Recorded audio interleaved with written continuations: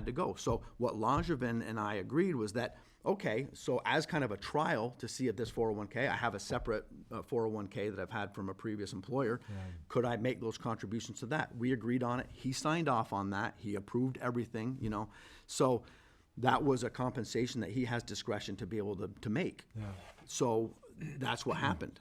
You know, so I didn't steal money. I didn't divert funds that should have gone somewhere else. There is no requirement that $10 an hour that I made as a sheriff employee was required to go. Why? And so Doug Hoffer, I guess, the state auditor, was the first person who, I guess, looked into this a little bit and had questions about it. Well, originally, I mean, yeah. Why? So wouldn't he have a handle? I mean, if you're right, why would he have any question? I mean, shouldn't he know what's going on here? Yeah. Well, you would think. Yep. I mean, so, if you're right, I've got no clue about that. Yeah, sure. So when a sheriff decides that they are no longer going to seek re-election, or if they lose an election, then an audit is done. So this is something that the state has had in place forever. So just to make sure that the records are clean, of course, and certainly that makes sense. Yeah. So in the audit, after Langevin decided he wasn't going to run, they did this and they uncovered that. And of course, to an auditor, that's going to look suspicious. And you would think that the logical response was, hey, let's get Grismore on the phone and ask him what this is about. And that's never happened. And never happened. So again, never happened. Just read the state police were investigating this. So this goes back, this is unreal to me. It's unreal. So again, you've got no clue where this stands, and state police have never, nobody's ever asked you about this. No, they haven't. No. Did you get into this with the committee? I forget if. Oh, yeah, I discussed it with them. Yeah, I absolutely discussed it with them. But not with state police or? No. So you have no clue about this part of that? None whatsoever. Yep. And so it sounds like too, like they had also made these allegations that I fabricated an overtime rate. Absolutely not true. Documents are there. You know, again, if then Captain Grismore is worth $20 an hour, if that's what my rate is, whenever I would do a patrol function, something that wasn't bookkeeper related, or I worked overtime, my overtime rate was 1.5 times $20 an hour, $30 an hour. So the special committee couldn't do the math on that and figure that out, so they made it sound like I created this outlandish overtime rate for myself. You know, they also used a kind of funny. They stuck on this while Grismore wrote himself checks. Well, I wrote every check. Yeah. You know, I wrote every single check. You know, so just like the leader of an organization, a CEO might write himself or herself a check. Because they are the check writer. I was the check writer. But the sheriff then had signed off on all of those transactions, including when I had done the spreadsheet of what those retirement contributions were and did all the math, he approved all of that, right? So regardless of whether this looks fishy, doesn't look fishy, doesn't seem fair, seems fair, it was 100% approved by the sheriff at the time as the leader of the organization. Just like me, I can compensate my deputies however I decide to compensate them.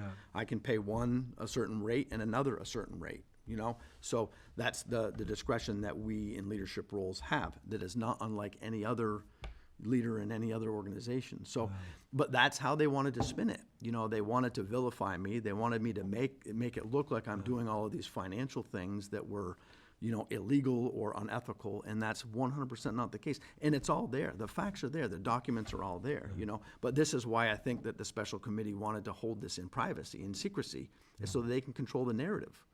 And that's why I was refusing to do this in secrecy, that I would be happy to testify. And made that statement public a lot of times that I would be happy to testify. But for the committee members, would be public. It sounds like your public testimony didn't change any of their minds. I mean, it sounds like that didn't do you any good as you talked to the committee from the point of view. Again, I'm not sure what went through their minds. Yeah, I'm not sure what their thoughts and feelings were after I testified, but I felt very good about it. You know, there's another number of folks that have reached out and thought that was, you know, very swaying, you know. And one of the things that they brought up too in that special committee thing, Richard, was that there was some concerns that we weren't honoring our contractual obligations with towns, and they cited Enosburg as a specific example. And you know, as I stated before, one of the things that I did early on was to level set our resources across the county. That hadn't been happening. Everything was. And when being you say level set, what do you mean by that? By allocating those resources more fairly, more evenly around the obligations that we had. So.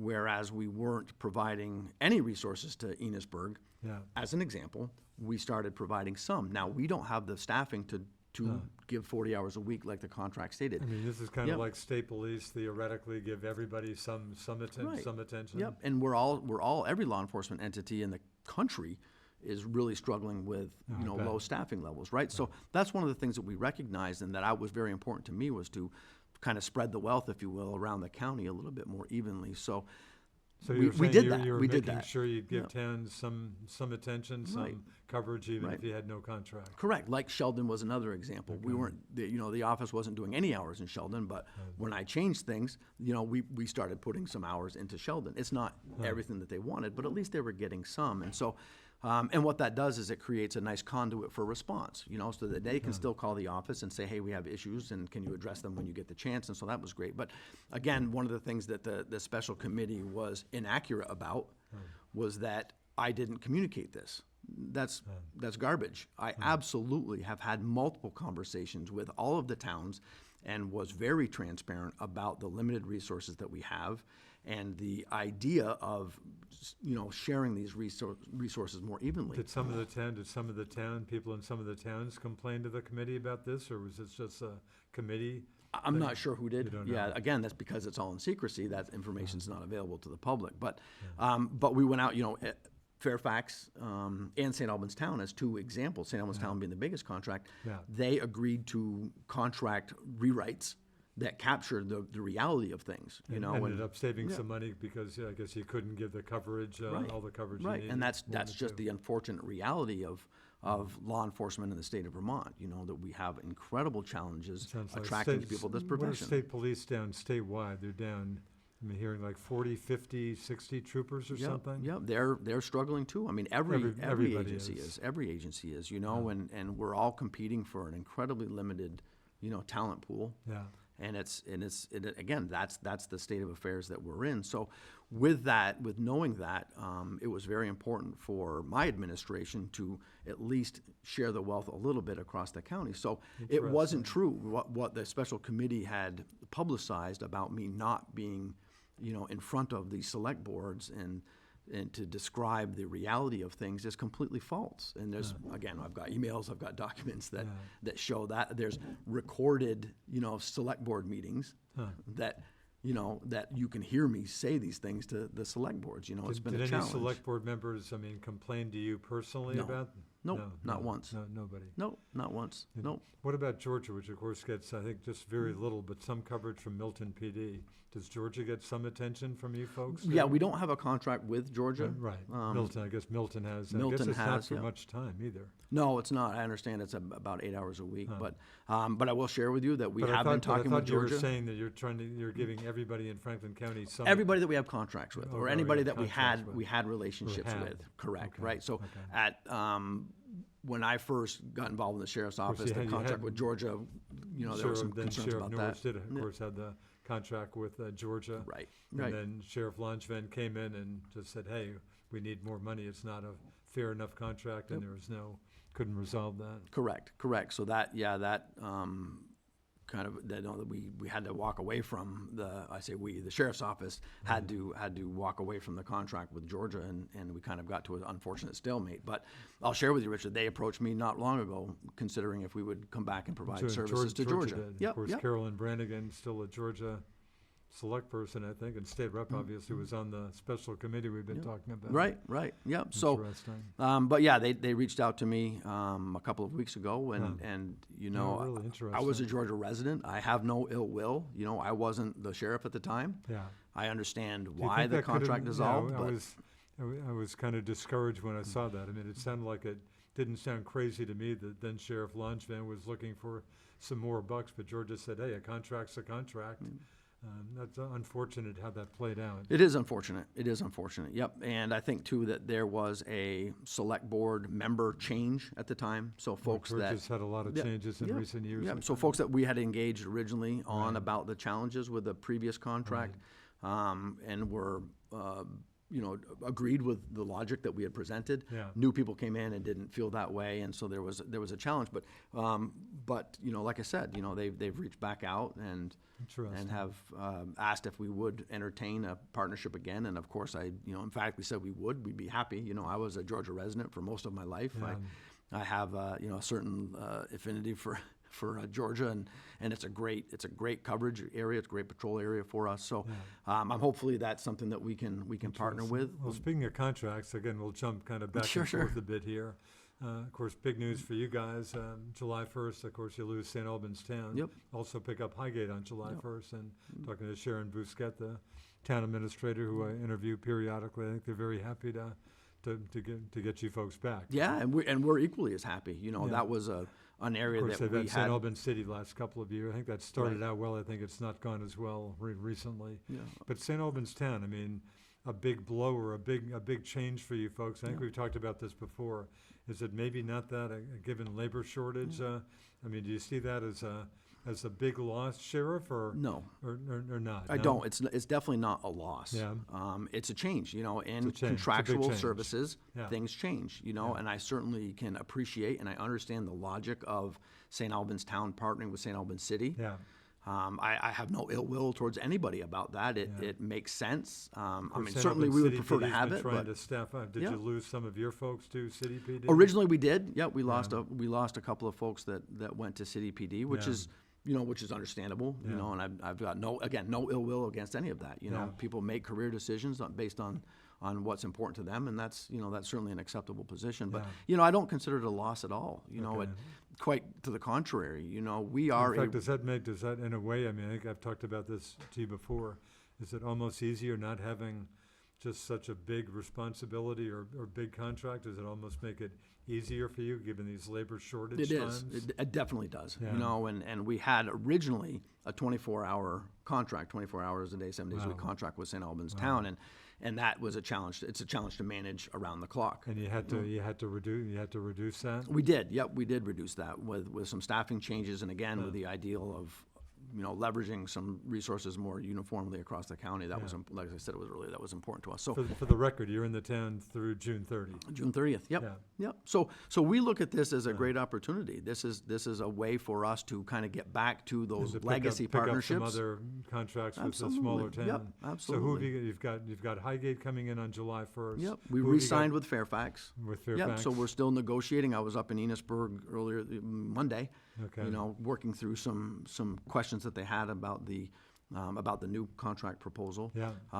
Richford again. We've given them a proposal as well, and Are you there now or not? we're yet? there now. Yeah. Again, when we can be. Unfortunately, Enosburg But and you Richford are have a those areas contract. that You have a contract with them. we do currently.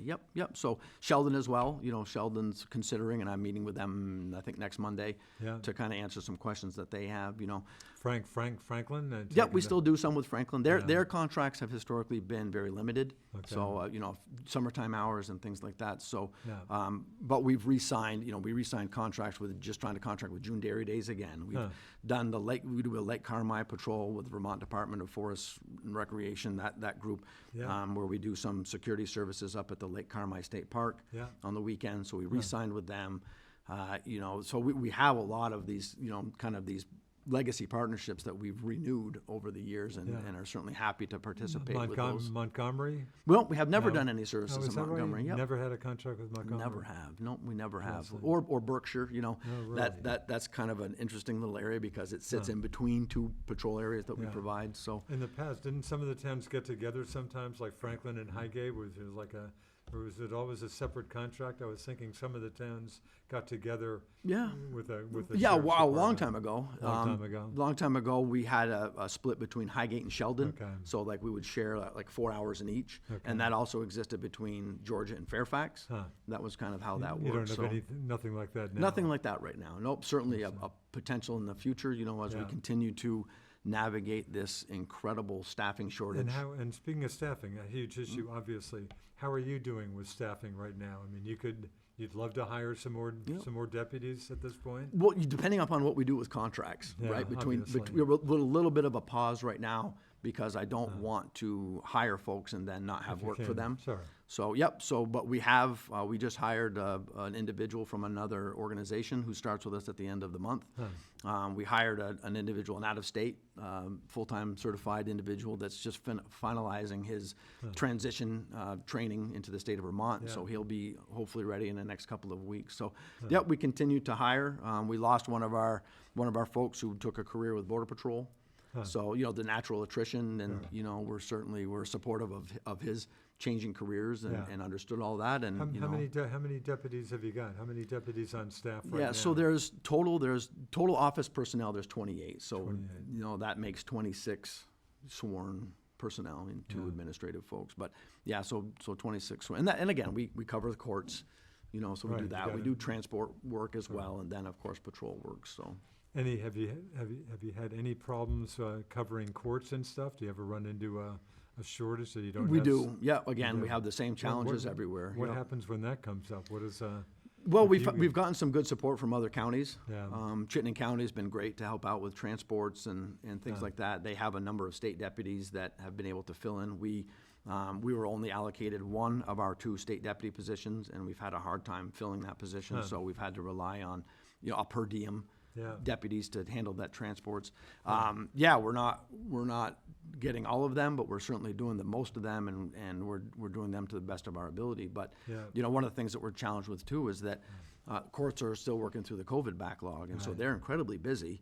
And there's a lot more trials that are happening. There are a lot more, more hearings that are happening on a regular basis. So that's something that we're dealing with as well, and trying to accommodate that to the best of our ability. But I identified a great resource on my team to really manage that for us. So, and he's stepped in and really has done a fantastic job of being the liaison between the court personnel and transports and those kinds of things. And that's really been a good option for us to manage this process and maintain our lines of communication so that we're all on the same page about how we're going to handle these challenges. And we deal with the same problems that everybody else does with how long it takes to get somebody in the door. So it can take, in best case scenario, it takes 6 months to get somebody from the time that you've identified them and gotten through the process, but they get their training and they get their certifications and those kinds of things. A lot of cases it can take a year, in some cases even more than a year. It's how the cycle works and how the academy works. And so those are the things that we, like everybody else, it just takes a while to get folks onboarded. And that brings me to another hit. You certainly took the decertification as part of this whole controversy. So again, in fact, aren't you're going to take a hit on money because of that also? Is that? There's a bill that's being proposed that thinks that because I've been decertified, that I should only receive, or I should take a 30% loss in my compensation. And again, the thinking being you can't do the full job that you were elected to do. Yeah. That's another move by McCarthy to try to penalize me. That makes 0 sense. There's no logic sense at all. No sense at all. It's most a punitive manner. It's a punitive thing. It's everybody knows it is punitive. It's retaliatory. They couldn't impeach me, so they're going to try to hit me in the pocketbook as a way to force me out that way. And it's not going to happen. I'll stick around. Most of your job is administrative. It's all administrative. Yep. And they even admitted that when they had other sheriffs testify, that 99% of their job is administrative. But it's how fair is that I receive a 30% pay cut because I can't make arrests? Well, show me a chief, show me a sheriff that goes out and regularly does this. And one of the sheriffs that testified said that, he hadn't stopped a motor vehicle in like 8 months. Interesting. So I recall, you would like to get out on the road once in a while if you could get out of the office? I used to. Yep, I like to. I'm a very, I want to be in the trenches with my folks, and I want to be able to back them up and things like that. But you feel that hasn't hurt your Not at all. Actually, job. It's been a godsend, Richard. Really? By just having to be by not having that obligation. Really? I've always been one to put that on myself, and I would take call outs because I didn't want my folks to get, I don't have young kids at home as an example. I didn't want one of my other folks to have to get called out at 3 o'clock in the morning, so I put that burden on myself. Certainly I could have passed that off, but that's not who I am, and so I took it upon myself. Well, with that comes a tremendous amount of stress, interruptions to my sleeping and things like that. So this has been a gift. The good Lord works in mysterious ways, Richard, and I take this as a sign that he wanted me to focus on the administrative side of things and not put myself through this anymore. That's interesting. Yep, and not put myself in harm's way. Is this the final? Was there any appeal to this decertification process? Is that something you could have or did appeal? Yeah, we're considering that. I think we'll consider to look at the appeal process. But this is the final thing. If you don't appeal it, this is a situation forever. Correct. Yep. It's not like a number of years on this. No, and that's the great thing about our Constitution is that it doesn't require sheriffs to be certified. Again, That's a good, just like Yeah, state's attorneys just like don't state's have to be attorneys, lawyers. correct. Yep. So I didn't even think of that. So you Yeah. don't have to be certified. No, and the special committee and some other members down in Montpelier tried to change that and lost. They tried to make that so that they could institute some requirements. One of those being certification, but certainly that goes against the Constitution and it would require an amendment. And everybody knows that that's a real challenge. But Any sympathy, of course, the legislature, in part, maybe in large part because of you, but because of other folks too. The legislature is saying, hey, there just needs to be more accountability with folks like sheriffs and state's attorneys. Are you sympathetic to that argument at all, or do you think there's enough accountability now? Does that argument or that feeling mean anything to you, or? No, sure it does. I mean, I think that there's lots of opportunities for a higher level of accountability. Yeah. And so I'm not opposed to any of those things whatsoever. Yeah. It just shouldn't be punitive and it shouldn't be targeted. And that's really what happened, is that, I mean, everybody can see that that's happened. So going back to the decertification piece, one of the things that's really interesting about that, Richard, is that, and I certainly would encourage anybody to take the time to go through that, we want every part of that. It was one of those very peculiar instances, that they came up with. They knew what they were going to do before I even had the hearing. Who was the panel doing this? Judicial review? Yeah, so it's members of the Criminal Justice Council, and Bill Sorrell, the chair. Yeah. So chair. what's also, we talked about how problematic and concerning it is that the special committee can refer things to themselves, right? With the HR 18, with the resolution that thinks that I should not be the sheriff anymore. So. Yeah. How this worked, and this is important for folks to understand, is that the hearing process is a quasi-judicial process, right? They've established that on their own. This isn't something that was prescribed to them. This is something that the council had come up with. And so that process has a judge, has a jury, has a prosecutor, and a defendant, right? Yeah. So just like in any other court proceeding, that's kind of how it's been set up. That's how it's been set up. Yeah. So in this instance, you had the judge, who's supposed to be impartial. The judge is the chair of the council. Yeah. You have the prosecutor, who is the normal legal representative for the council. You have the jury, who is the council. Right? Wow.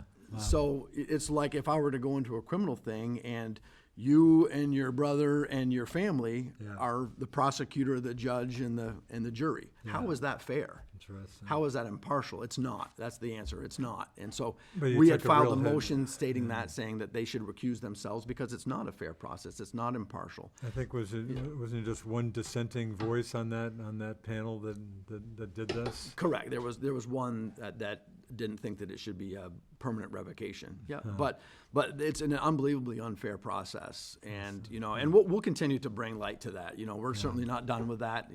I've focused on doing the job that needs to be done right now, and so there will be time to really bring that to light and just how unfair that process is. And so that's something that's kind of on the horizon, and we'll figure that out when the time is right. And just want to mention maybe the line, you still have, of course, the simple assault charge still. Yep. It's incredible how long these cases take to resolve. Will that come up for, it looks like that'll go to trial? Is that? It will go to trial, yep. So might that happen this year? Yes. Like in 2024? Yeah, it'll happen this summer. We've got a tentative how long date for trial? July. A couple of days. Yeah, in 2 or 3 days. County, it will be in Grand Doug Isle. DeSabato, the essay there, who will be dealing with that. Yeah. So people, it does take 2 years roughly for these things to kind of flush out. It's just the way that it works. Yeah. It's, we're requesting a number of documents that haven't been made available to us. So we have the right through discovery to get those documents. That takes some time. Yeah. We'll have to, issue subpoenas, things like that. So we'll work through that process. You're confident you will come out of that without a conviction, I assume. Absolutely. Yep. If you were, worst case scenario for you, if you were convicted, would that have any, I assume the sentence would be, you're not going to be thrown in jail on a simple assault misdemeanor, I assume. That's the assumption, but Richard, I haven't been treated fairly in this entire process, so who knows? What's the max penalty on a simple assault? Up to a year. Up to a year? Yep. Well, I would assume it would be like a fine or something. But again, if you got a conviction, does that have basically no effect on your job as a sheriff? No, I still get to be the sheriff. Yeah, the only thing I have to do is, my duties get suspended while I'm in jail, if I were to be in jail. that those But get just if you were suspended, in and then I jail. resume that when I get out. But Yeah. just you, I can. That seems pretty hard to believe. And again, Yep. I mean, of course, you didn't think that you'd get that charge in the first place. but Correct. you're- Yep, that was an Anyway. unbelievable shock based on the lack of evidence. But yeah, Wow. we expressed our concerns about that as well. But it's unfortunate how the system works, and it's a very expensive. It's an unbelievable expense to have to defend yourself through a process like this. I bet. Yeah. I bet. So again, just all this controversy and dark clouds and Yeah. stuff. But again, aside from that, do you feel like you're doing it? The sheriff's department is doing an okay job. We're doing a great job. despite all of this. We are doing a great job. Yep, Right. and folks would reach out to me like, I don't know how you keep doing it. I don't know how you're, Yeah. still in the game and all of that. And the reason is I've got an obligation to the people that elected me, and I've said this before, that's who I'm accountable to. I'm not accountable to people under the Golden Dome. Yeah. I'm not accountable to sheriffs from the bottom of the state. I'm accountable to the voters of Franklin County that put me in this position. Do you that get much have feedback faith in from me. voters, from folks who Tons say? of it. Tons and of it. I suspect you're going to tell me all or mostly All positive. All positive. Yeah. Really? The only negative stuff that I get is, I might hear about a snide comment on Facebook, Yeah. that. But again, and I get that, all politicians, and there's not one Sure. that has a 100% approval Sure. rating. I know that there's people that didn't vote for me or don't like my policies or don't like Sure. the fact that I'm a Republican. Sure. I get that. We're in a democratic state, and Yeah. the Republicans are few and far between, and I get that we're the minority, and that's fine. I accept that. I certainly accept that, and Yeah. I'm always willing to listen to people's opinions. And Yeah. But then- no, we've got a lot of great things going on, and we have a great county. Franklin County is a unique county. It's a good. conservative That's a good part of county. the world. I think we finally hit 50,000 a year or two ago. Yeah, it's a great county to be a cop in, Yeah. to be in law enforcement, and we do have a tremendous amount of support, and that's the important part of the job that I really enjoy is And being a border county, I mean, you do get some kind of additional support if need be from, border guards and stuff. Border Patrol. Yeah, we Border do. We've got Patrol. a great partnership with them, Yeah. and they've Actually, they that backed just us up made a me lot. think of Yeah. something. I just saw a reference in it, so nothing about you, but the Stone Garden. Yep. Is that? Are you still involved with that? We are a little bit. And can you talk about that briefly? Sure. So that's really a program that really local law enforcement, us, the state police, other sheriff's departments, other municipalities can support the Border Patrol's overall mission to Yeah. enhance border security through Yeah. a number of different initiatives. Whether it's patrol work or it's interdiction work or it's simply observational work. And to it see sounds if- like the northern, you always hear, of course, about the southern border, but it sounds like the northern border's been a pretty active place pretty for a active. while. Very, very active. Yeah. Yep. And we do get a number of phone calls about, seeing some illegal, Really?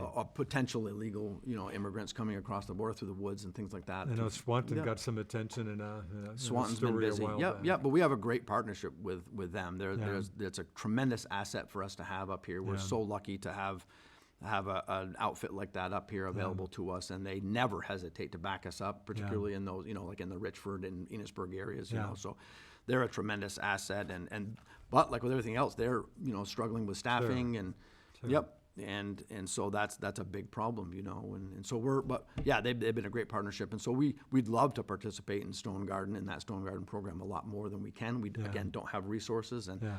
and I need to honor the commitments that we've made to the towns that we support before we can participate Yeah. in the Stone Garden program. But we still have, the financial allocations to support that program, and we'll certainly, if we get the numbers, we'll join back in with them again and help that out, because it's a tremendous advantage for all members of Franklin County as well.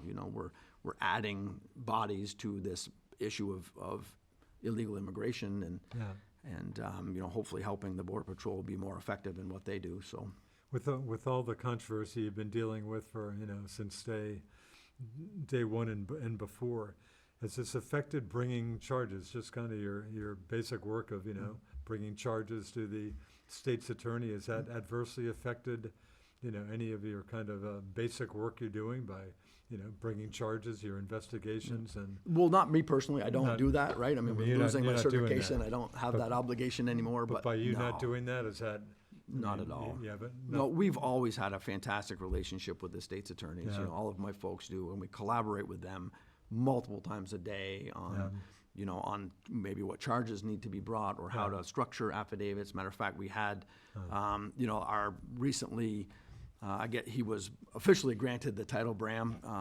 And I was given the state's attorney. Yep. grab Bram one of these days. Yeah, And he's dude, now he's the interim title. Nope, he got it permanently. He's permanent Yeah, now. he's been permanently So appointed. Yep. the office is faring well with him. Yeah, great guy. We've had a number of conversations already about how we can collaborate and, and partner going forward. And yeah, we're thrilled that he's working, he's working there. And we've invited him in just recently, and he and some of his other deputy state's attorneys have come in to have a good conversation with our folks to establish expectations, to make sure that we're collaborating effectively, and we're looking for ways to improve the processes that my office has. We're producing quality affidavits.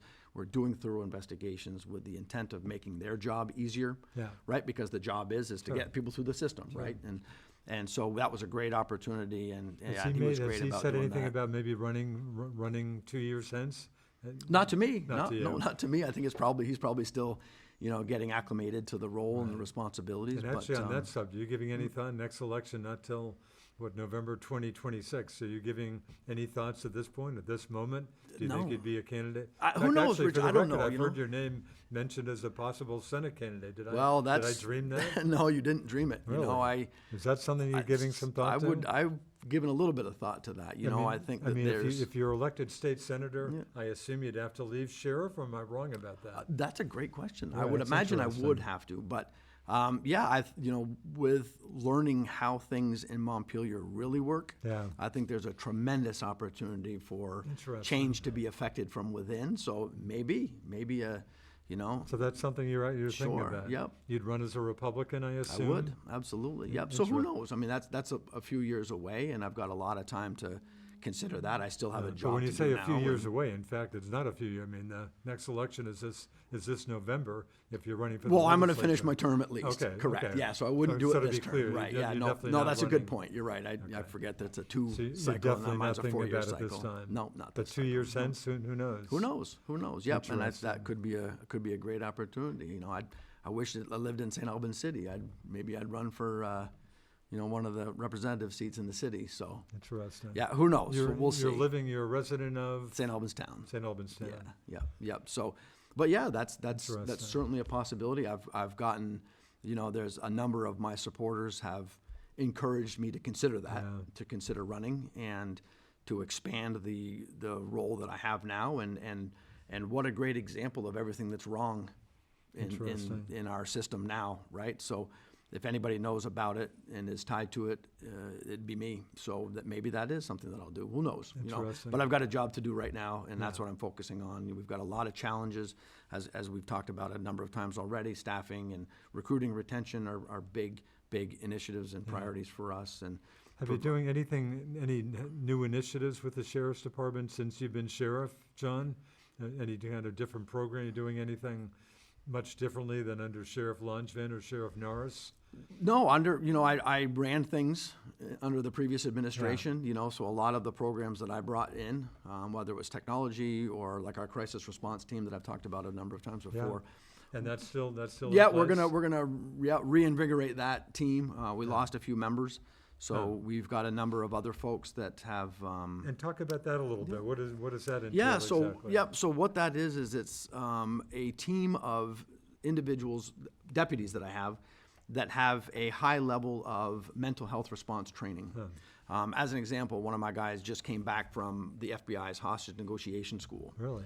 Because that's a tremendous skill set to have when you're talking to folks, right? So, and think about that, Richard. If it was a hostage situation, this is a team that would get deployed. Have you run into any hostage situation as sheriff? Yep, we have. Well, when I was a chief deputy, when I was a captain before, Really? Yep, we had a hostage situation in St. Albans Town that we were able to successfully negotiate the individual out. So, so unfortunately, those are rare, but they happen. But they happen. Yep. So what this team really is designed is that the hostage is the extreme example, but what the reality of that is that folks that have a high level of mental health response, crisis response training that would be deployable to a crisis. So if somebody is suicidal, that this is a team that has a high level of skill set that could respond and bring about resources to have those conversations. There's a lot of examples, and our friends at St. Albans Police Department have had a couple of embedded mental health workers. The state police has had one. So that's a great way of bringing those resources to the field. Our solution was to maybe enhance the average level of mental health response capabilities with our deputies and respond, because there's more resources. It's an expensive endeavor. You have to, that's something that we don't have the finances to be able to support a full-time position. So we just took this tact. It's not that one is better than the other, but we developed this system to really be like, kind of like when you go to your doctor's office. You might see the nurse or you might see the physician's assistant for the majority of what your needs are, and the doctor might be reserved for the bigger cases. Or that's kind of how we looked at it, is we wanted to create a handful of nurses or nurse practitioners or physician's assistants that really are the ones that have a higher level of training and awareness that could triage and handle these cases that we see on a day-to-day basis. And then those extreme cases, that's where we might make a phone call to somebody from NCSS or from their crisis team, or we might reach out to the resources that St. Albans Police has or that State Police has as an option to kind of help out with that more superior level of need that we don't necessarily see every single day. So that's what this team is. It's really a team of folks that have an elevated training that can respond as a single individual or as a collection of individuals, like in a hostage situation where you might need a couple of negotiators and things like that. So, we have had success with that team in the past, and it's kind of lost some of its drive just because we've had some key personnel leave the team. And I guess CDPD, we're going to pick that back up. they're going to bring back the street crimes unit. I guess that's going to be coming. Sounds back. like it. Yep, sounds like it. I hope they do. I used to work for St. Albans City PD, so I still have a fan of them, and so I want to see them be successful too. And being a lifelong Franklin County resident, I used to live in the city as a kid, right? So there's a lot of reasons that we want them to be successful. I hope they do. It was a great team before. They had a lot of really great folks on it. It does some amazing work, but again, they've had challenges with staffing and things like that, like we have. So I'm really hopeful that is there pretty decent comes up. Cooperation between the agencies around here? Absolutely. That's and I don't know how other counties work, but Franklin County is great in that we do. We ran a drug warrant just the other day in St. Albans town where we produce guns and drugs and money, and we had a number of Swanton Village Police Department folks supporting us there. St. Albans has done the same thing. We get great support from the state police. We've had to rely on their tactical services unit to support us in a number of high-risk warrants or executions, and they're a great team and super helpful. And so, we're very, very fortunate to be in Franklin County to have this give and take of resources. They will back up, as going back to St. Albans, they'll back us up, we'll back them up. It's kind of a common practice for us. So, and same thing outside of the St. Albans area with the state police or with Swanton or Border Patrol. There is a great collaboration. We all know that there's not enough of us. Really.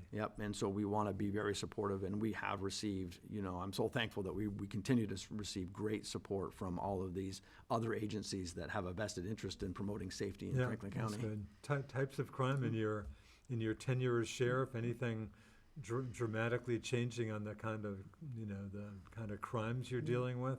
We're seeing, drugs continue to be a big challenge. So there's a tremendous amount of drug involvement and drug-related crime. So we've seen heavy majority of crimes are drug-related. Is this? There's ties to the drug piece. So whether it's use and abuse, or it is, financially supporting the drug usage piece by stealing. So we see a tremendous amount of retail thefts. That's a growth. Folks stealing from Walmart or from TJ Maxx or from the grocery stores. So we see a high volume of, or have seen a much higher volume of retail thefts. And it just sounds like the price people pay for retail theft sounds like it's ridiculous. It just sounds like that issue is out of control. It does have this feeling of being out of control. And as a matter of fact, we talked about the collaboration we have with the State's Attorney's Office. Bram and I have had a specific conversation about how to address retail thefts. And we don't want and don't intend for this to be a crime that is not given its proper attention. That's very important to us. It's very important to the State's Attorney's Office that we do prosecute these crimes. Yeah. And so, but there are a ton of them, and there are a lot of them. Sounds like Yep. it. And so we're, that's just a process that we need to get through and address. And so we're looking at innovative and collaborative ways that we can address this problem as well. And, but that's just one of the issues, right? That's just one of them. So, but we see that, assaults are down. Is that right? So we haven't seen as many simple assaults, domestic assaults as of late. So that's encouraging.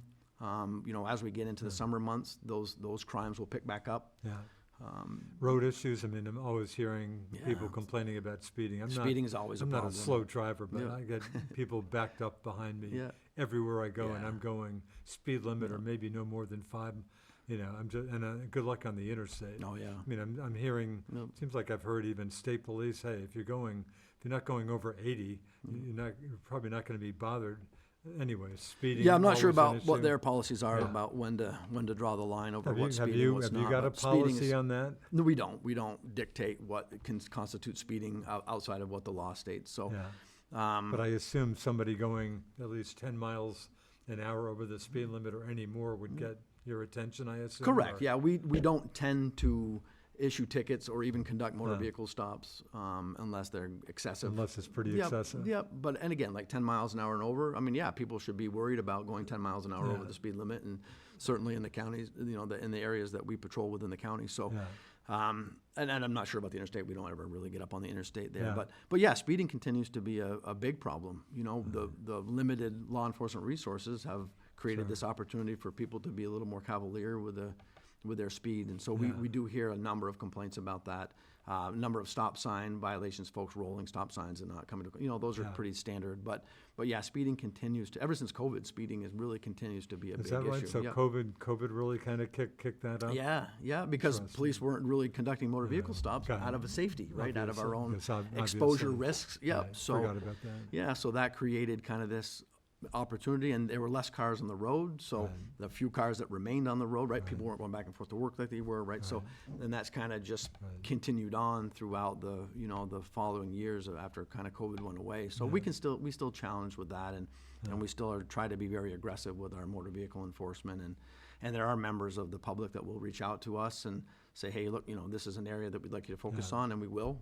That's one of the great things about our office is that we're certainly pride ourselves on being very responsive to citizen concerns like that, and Yeah. we will spend some time on those areas to try to address these issues. And Yeah, I did But- a long ago messenger column going back a number of years. I'm sure Sheriff Norris, but I had a good friend living in the heart of St. Albans Bay who said, Richard, you can't believe it. I went down there like Yeah. at 6 a.m. one morning and watched, and it was pretty, and we certainly talked to the department. I think they gave it some attention. right, yep, and we do. We certainly can't be everywhere, but we Yeah. do very much value the input from the citizenry that we have, so that we can be aware of issues. Because we don't necessarily live where they live, so. Sure. So issues and concerns that they might have, and particularly around certain times of day, those are Yeah. things that we are sometimes made aware of, and we do and will address those Yeah. issues the best of our ability. Yeah, sure. Just talking to a friend on an earlier show, in fact, mentioned one of his kids early on had an interest in being a police officer. And just as things played out in recent years, just the toxic atmosphere, running into that, just, went off and did something better to do. Right. Is that said toxic atmosphere, is that getting any better at all? I suspect it's not a huge issue in Franklin County, or you? No, it is You everywhere. tell me. It is everywhere. Yeah. I mean, you don't have to pick up the paper, very often to see that, a cop is being vilified for something, Yeah. and it's the only profession that really is under the microscope on a continual basis. And, the unfortunate reality that police officers, and I certainly can speak from my own position, Yeah. are treated as guilty before they're even given a chance to defend themselves or Yeah. provide evidence to the contrary, or, share a perspective that might be contrary to what a 5-second video clip shows, Yeah, as an example. Yeah. So yeah, it is, and it's something I spoke about when I met up with the folks in Enosburg, just this week, just Monday, and how do we fix this? And the reality is, it's going to take a long time to change it. It's a cultural issue. And I challenge anybody to think about your job if you're under the microscope. Yeah. Where you do. You have a 26-year career of doing amazing, great things, and one time that you do something that is even questionable, whether or not there's facts that are presented and understood at the time doesn't matter. But and that's what they focus on. Imagine your career being that, where and how would you want to do that career, for a job that has all the other challenges. We deal with horrific stuff. We were talking before the show that my folks dealt with a really horrible accident last night, and that has a tremendous emotional wear on folks to deal with that. Fortunately, this individual survived this accident, but our folks still dealt with that. That makes me think of an earlier incident with the sheriff's department. Was it a colleague? Was there a fatal accident? I think there was a horrible accident dealing with one of your colleagues or family member. Yep. And it's got to have an incredible toll. We still as a unit haven't recovered from that, and we to say nothing about the parents, right? Sure. But we haven't recovered from that, and it's huge, and people don't think about that. I don't think, and that's unfortunate, but. So that it's a cultural thing, that police officers are vilified. Some make mistakes. Some do things that they shouldn't have done. Right. But Not to say they don't make mistakes like everybody else does. Yep. But it's not flashed all over the media. Just think about how many times my name has come up. Sure. So and so that's something So you don't to deal think that with. situation at this point is really getting any better? I don't. Unfortunately, it's not. We So still you, do what we can do. You wonder why you don't have a lot of young people looking to become officers. I don't wonder. I know why. I'm kidding. Yep. I'm kidding. I hope there's some out there. There is. Unfortunately, there is, and and it still is a wonderful profession. It still is one of the only professions where you are given the opportunity on a regular basis to have a positive impact on somebody's life. And just like last night, we and I talked to the mother of the individual who was involved last night this morning and had a great conversation. She was doing some fact finding and things, and one of the things that got confirmed from me was that one of my deputies saved this individual's life last night. This is a motorcycle accident in Enosburg? In Enosburg, yep. So we, so he saved this young man's life, and that's huge, and I've been doing this for a long time, and those instances are unbelievably rare. But to think about, really sit with that for a moment, and I'm compelling my young deputy to think about that as well, is that you save somebody's life. Like there's almost nothing better, if there is anything better than that, that you're put in a position through this job to be able to have that opportunity. And you rely on your training and all of those things and applying tourniquets and whatever that is, but there are only a handful of jobs that provide these kind of opportunities, despite all of the negative media stuff, despite people that, the Facebook warriors that don't walk a second in our shoes, that try to assume that they know what this job is like, and then take the opportunity to join the vocal minority and be critics of what we do. So, but there's still a number of folks that have this altruistic outlook that really want to make the communities they live in a better place and want to contribute to that. And so we still see folks that are like that, and all of my folks are like that. I'm blessed to have an amazing team of folks that continue to fight through the outside noise, and I'm trying to be polite. I'd use a different word if we were off camera, but trying to work through all of that and still maintaining a positive outlook and doing the job for the right reason. And it's really for the people of Franklin County that we do this. And that's a great thing, and that's a great thing to be a part of, and that's inspiring. It helps you get through all of the challenges that we have, and so we're hopeful that at some point in time, that the powers that have the ability to affect change really exercise that power and force a cultural shift, at least in Vermont, hopefully nationwide, so that we can. You think Vermont's in better shape with what we're talking about than the nation generally, or? I don't know about other states, unfortunately. I don't know. I know that there's staffing challenges nationwide with law enforcement. I have heard that some states, Florida as an example, is a much more pro-law enforcement state. The leadership there has made it a priority. The governor there has made it a priority. I don't feel that way in the state of Vermont. I don't feel that it's a priority. I don't. I think that there has been some talk lately addressing, or at least considering addressing, the cultural challenges with why people don't want to be in law enforcement. But a lot of work needs to be done, Richard, and I'd love to be a part of that change. Certainly be a spokesperson for that, having been, part of that, the negative side of that, probably more than anybody else in the state of Vermont ever has. But there's some things that need to change. We need to make this change, and it needs to come from the people.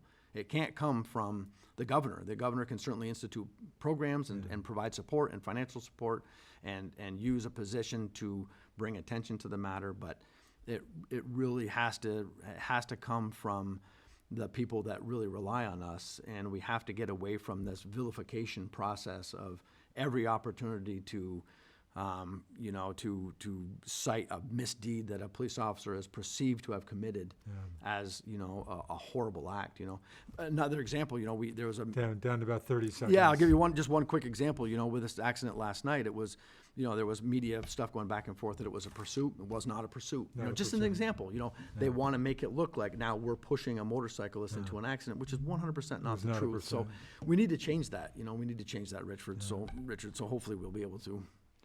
Okay, we'll call it a day. Sheriff John Grismore, thanks for the time. Thank you. Sheriff, you covered a lot of ground, and always. Good luck to the department. I know it's not the easiest times out there for law enforcement, but good luck with everything. Great. Thank you, Richard. Thanks to my producer, Josh. Thanks for watching us here on Northwest Access TV. We appreciate that.